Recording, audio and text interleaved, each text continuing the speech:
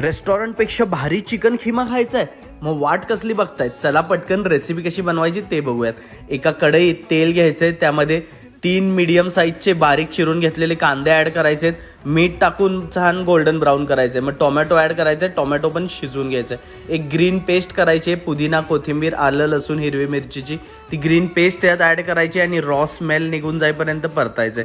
नंतर त्यामध्ये हळद, मिरची पावडर ॲड करायचे, ते देखील छान परतून घ्यायचे.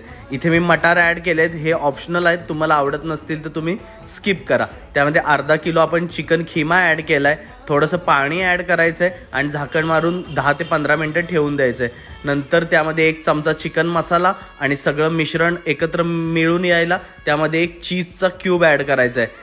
जबरदस्त असा चिकन खिमा रेडी होऊन जाईल. नक्की ही ट्राय करा रेसिपी आणि कशी वाटली ती कमेंट्समध्ये सांगा. अजून तुम्हाला कोणत्या रेसिपी बघायला आवडतील ते पण कमेंट्समध्ये सांगा.